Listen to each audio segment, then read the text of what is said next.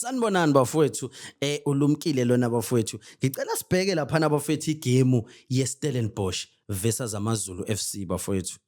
uGavin Hunt bafowethu uyakhala uGavin Hunt ukhala ngokuthi uGavin Hunt uphucwa abadlali bakhe bafowethu left and right ngeke ngabona nje iaddress imedia lapha ethi another one has gone to Pirates uthi another one is going tomorrow engicabanga mhlawumbe besho uphirike lapho bafowethu nama-fans eKaizer Chiefs vele amlinde ngamehla abomvu ukuthi aka-announce wonke abantu baya-refresha nje even nakuma-social media bafowethu kushaya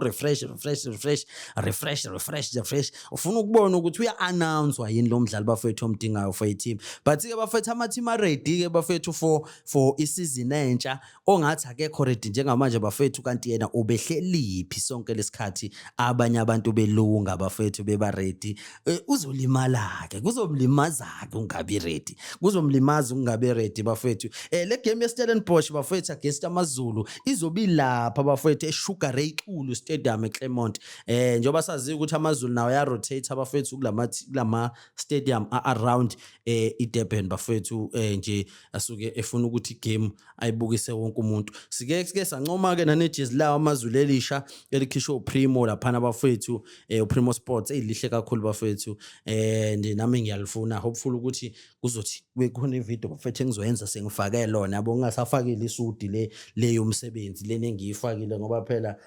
izinto zokusebenza lezi bafowethu yabo izinto zokusebenza leya game ke bafowethu is gonna be a tricky one but ngiyawabona bafowethu AmaZulu bafowethu eba strong enough ukuthi akwazi ukuthi a-edge iStellenbosch because iStellenbosch naso sisayinile bafowethu ngeke size sisithathe kancane sisayinile iStellenbosch and sinabo abadlali development yabo it's very good bafowethu la abadlali ababalanda khona but AmaZulu ke bafowethu ka-Atazwane nawo adlala elinye ibhola siwabonile nalapha kwe-KZN Premiers Cup la ivele efika nje khona bafethu abeqoba kwasani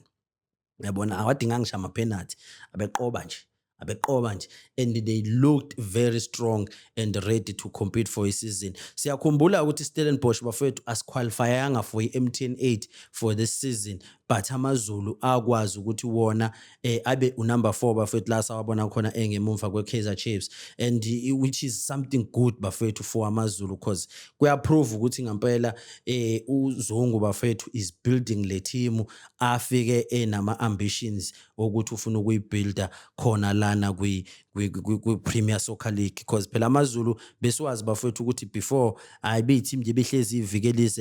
ivikela izembe but in recent years they are a very decent team so ngibabona bafethu beshaya iStellenbosch kule game yabo leyo kuqala wena ke uthini umbono wakho bafethu banombono ewina laphana kulama game ngicela ke bafethu click the like subscribe bafethu mawungaka subscribe share and comment with all nje bafethu abantu that you can share with